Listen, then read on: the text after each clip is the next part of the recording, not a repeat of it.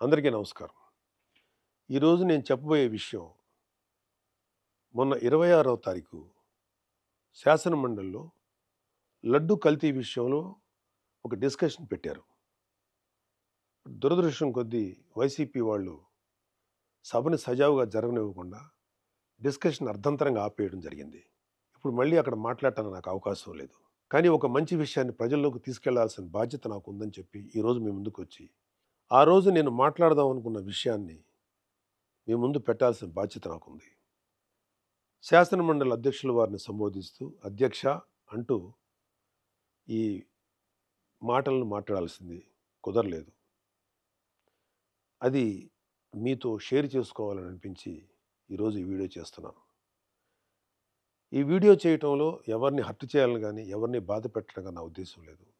ఒకవేళ ఎవరైనా సరే ఏదైనా మీ మనసులో గాయపడితేనో లేకపోతే మీ మనసులో బాధపడితేనో నన్ను క్షమించండి. ఇప్పుడు వీడియోలోకి వెళ్దాం. లడ్డు కల్తీ జరిగిందా? నెయ్యి కల్తీ జరిగిందా? దర్శనం టికెట్ ద్వారా డబ్బులు దోచుకున్నారా? ఇంకా ఇతర మార్గాల ద్వారా ఆ దేవదేవుడి సొమ్ములు అపహరించారా? ఇవేవీ మాట్లాడటానికి నేను రాలేదు.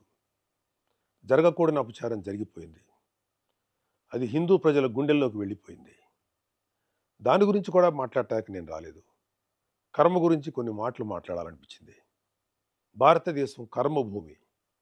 ఈ కర్మభూమిలో అనేక రకాల మతాలు, కులాలు, జాతులుగా ఏర్పడి ఉన్నప్పటికీ అంతిమంగా అందరూ భారత సంతతి, హిందువుల సంతతి. మనమంతా హిందూ మత మూలాల నుంచి వచ్చిన వారమే. అనేక కారణాల వల్ల రకరకాల మతాలను స్వీకరిస్తున్నప్పటికీ మనందరి నరనరాన జీర్ణించుకున్నది హిందూ ధర్మం మాత్రమే. ఏ మతస్థుడైనా ఏ వ్యక్తులైనా కర్మ సిద్ధాంతానికి కట్టుబడి ఉండాల్సిందే. For every action there is an equal and opposite reaction అని న్యూటన్స్ లా చెప్పినట్టు కర్మ సిద్ధాంతం ఆధ్యాత్మిక భావన మాత్రమే కాదు, ఇది సైన్స్ కూడా. ఏ గింజ నాటితే ఆ పండే కోస్తాం. విత్తనాలు వృక్షాలుగా ఎదుగుతాయి అనేది సైన్స్ అయితే కర్మ కూడా సైన్సే. కాదు అందులో దైవత్వం దాగి ఉంది అంటే కర్మ కూడా దైవత్వమే. కర్మ సిద్ధాంతానికి విశ్వవ్యాప్తంగా అనేక మంది ఏదో ఒక విధమైన డెఫినేషన్ ఇచ్చిన వారే.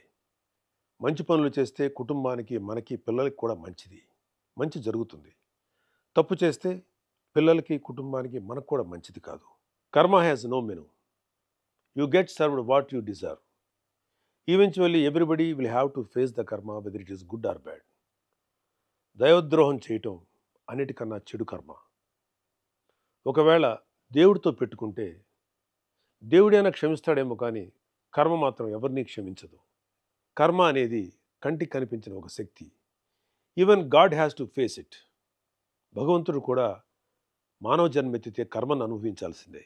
కురుక్షేత్ర సంగ్రామంలో ధర్మాన్ని పరిరక్షించడానికి శ్రీకృష్ణుడు వేసిన కొన్ని వ్యూహాలు, తద్వారా గాంధారి శాపాన్ని తన కర్మగా స్వీకరించిన భగవానుడైన శ్రీకృష్ణుడు కూడా కర్మను అనుభవించక తప్పలేదు. కర్మ ఎవరైనా సరే అనుభవించాలి అని చెప్పడానికి ఇదొక ఉదాహరణ. దైవాంశ సంభూతిని అనిపించుకున్న గొప్ప గొప్ప వారు కూడా ఏదో కర్మ చేస్తారు, దానికి తగ్గ ప్రతిఫలం అనుభవిస్తారు. ఒక ఇంటి యజమాని చేసే మంచి చెడుల ప్రతిఫలం కర్మ రూపంలో ఆ ఇంటి మొత్తానికి వస్తుంది. ఒక గ్రామాన్ని, ఒక రాష్ట్రాన్ని, ఒక దేశాన్ని నడిపించే నాయకుడైనా సరే అతను చేసే మంచితో పాటు చెడులో కూడా కర్మ ప్రతిఫలం అందరూ అనుభవించాల్సిందే. వైసీపీకి ఓటు వేసిన పాపానికి అమాయక ప్రజలు కూడా కొంతకాలం పాటు కర్మ ప్రతిఫలాన్ని అనుభవించారు. ఇప్పుడు అనుభవించాల్సింది ముఖ్య పాత్రధారులు, సూత్రధారులు, మద్దతుదారులు. కోట్లాది మంది భక్తులు వాళ్ళ కష్టాల నుండి, బాధల నుండి, వారి తప్పుల నుండి విముక్తి పొందడానికి తమ కష్టార్జితాన్ని ముడుపుల రూపంలో, మొక్కుల రూపంలో చెల్లించుకుంటారు. అలా చెల్లించుకున్న కానుకలకి వాళ్ళ కర్మ తాలూకు శక్తి ముడిపడి ఉంటుంది. దేవుడి దగ్గరికి వెళ్ళాక ఆ కానుకల్లో ఉన్న మంచైనా చెడైనా ఆ దేవదేవుడి తీసుకోగలడు. దేవుడే దానిని ప్రక్షాళన చేయగలడు. భగవంతుని ప్రక్షాళనతో, పూజలతో పవిత్రీకరించబడిన ఆ డబ్బును తిరిగి ప్రజల కోసం, ధర్మ పరిరక్షణ కోసం వినియోగిస్తారు. వెంకటేశ్వర స్వామి డబ్బును కల్తీ లడ్డు రూపంలో, కల్తీ నెయ్యి రూపంలో, టికెట్ రూపంలో, ఏ రూపంలో తిన్నా ఆ కర్మను తీసుకోవాల్సిందే. దాని ఫలితాన్ని అనుభవించాల్సిందే. ఆ దేవదేవుడు రాగద్వేషాలకు అతీతంగా ఉంటాడు. కానీ కర్మకు అవేమీ ఉండవు. తిరిగి ఇస్తుంది, తప్పకుండా ఇచ్చేస్తుంది. Because it is science. మీరెన్ని వాదనలు చేసినా, ఎంత పెద్దవారైనా చేసిన చెడు కర్మ మిమ్మల్ని వదిలిపెట్టదు. ఒకవేళ కూటమి ప్రభుత్వం కూడా మిమ్మల్ని క్షమించవచ్చేమో. ఆఖరికి దేవదేవుడైన ఆ శ్రీ వెంకటేశ్వర స్వామి కూడా మిమ్మల్ని క్షమించవచ్చేమో.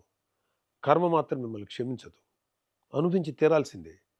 ఎవరు ఆగం అవ్వాలని, ఎవరు నాశనం అవ్వాలని మాత్రం మేము కోరుకోం. కానీ కర్మ ఎవరిని వదలదని మాత్రం సూటిగా చెప్తున్నాం. కర్మ క్యాన్సర్ కన్నా భయంకరమైనది. క్యాన్సర్‌కి చికిత్స ఉందేమో, కానీ కర్మకు చికిత్స లేదు. క్షమించమని ఆ స్వామివారిని కోరుకోవడం ఒక్కటే మీరు చేసే పాపానికి ప్రాయశ్చిత్తం. ఇప్పటికైనా చేసిన తప్పుకు క్షమాపణలతో పాప ప్రాయశ్చిత్తం చేసుకోవాలని లడ్డు కల్తీ స్కామ్ భాగస్వాములకు, పాత్రధారులకు, సూత్రధారులకు, మద్దతుదారులకు సూచిస్తున్నాం. మీరు చేసిన పాపాలు మీ కుటుంబ సభ్యులకు అంటుకోకుండా మీ వరకే పరిమితం అవ్వాలని ప్రార్థిస్తున్నా. మీ కర్మకు మిమ్మల్ని వదిలేస్తున్నాం. చివరిగా ఒక మాట చెప్పి ముగిస్తాను. ధర్మరాజు చేసిన రాజసూయ యాగంలో శ్రీకృష్ణుడికి అగ్రతాంబూలం ఇవ్వటానికి నిశ్చయించబడింది. కృష్ణుడికి అగ్రతాంబూలం ఇవ్వటానికి ఇష్టం లేని శిశుపాలుడు లాంటి దుర్మార్గుడు, పాపాత్ముడు అనేక పాపాలు చేశాడు.